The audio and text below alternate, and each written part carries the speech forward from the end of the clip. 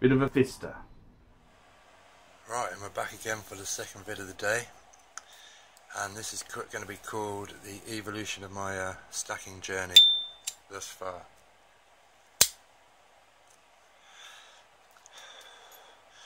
Okay, so it all starts with apocalypse bullion, really. So on the previous vid I was talking about Truth Never Told, Mike Maloney, how I was riddled by fear, I guess, you know, fear again.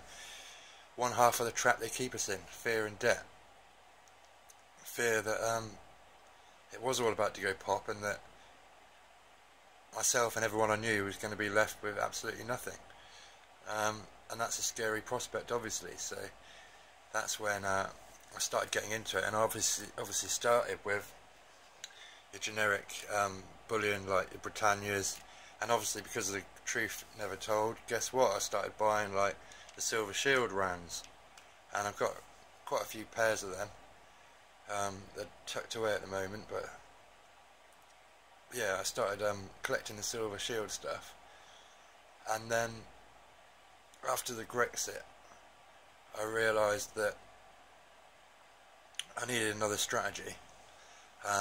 So obviously, yeah, your apocalypse bullion, I think if everything does actually go pop and people need something to barter with on the streets, then I think that's when this will come into play, like your old money, your little silver grams, your generic stuff.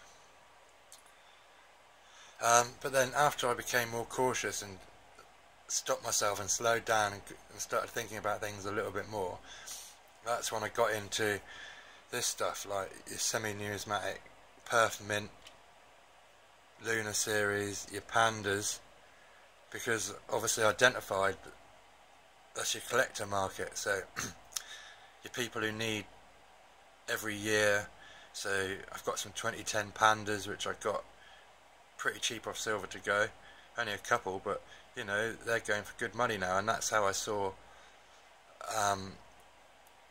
making a good return short term whilst the apocalypse isn't happening, you know. So you've got your apocalypse bullion there, but then this is your collector bullion. So this is for your people that need to fill their collection and get the right year, and that's what they're for. And the reason I always kept away from the really expensive super premium stuff like this is because I had like a memory locked in my brain and my subconscious which stuck there when I was a kid, and that is that I remember my nan was having her silver and complaining that she had to clean it all the time. So when I got back into silver, I just presumed it was a given that over time silver will tarnish, and that was it. There's nothing really you could do about it. And then obviously I watched a couple of videos. First was the Shadow Stat one where he had his tarnished pads, but also IkeoNet, he did a similar video talking about the airtight containers and the tarnished pads.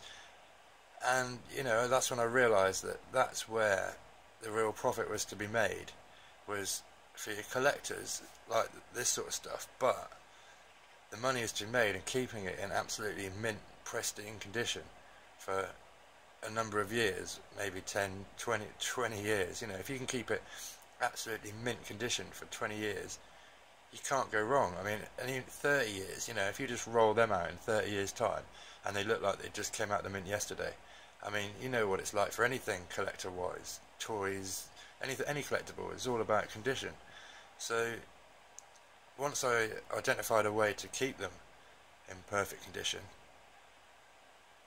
you know, I was suddenly allowed myself to get involved a little bit. So this way I think I've kind of hedged myself against, although I'm in precious metals, you know, I've kind of got all options covered. So I've got my end of the world scenario, something that if I need something to barter with at the time, you've got this and this.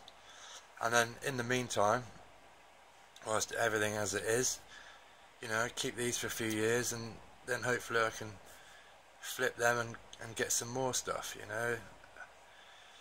I mean, I just enjoy having different pieces really, so I don't mind holding it for a bit, and then, you know, if I want something else, and just do a straight swap, you know, as long as both are happy and you wanted a new piece and you don't mind letting go of the old piece, and same for the other person, then it's a good swap, isn't it? You know, I mean, I've had stuff which I needed, absolutely needed it, couldn't live without it, got it, buyer's remorse, and swapped it on for something that I liked, you know, and other stuff which I thought, no, I don't want it, don't like it, and now I've seen it in person, and it's absolutely lovely.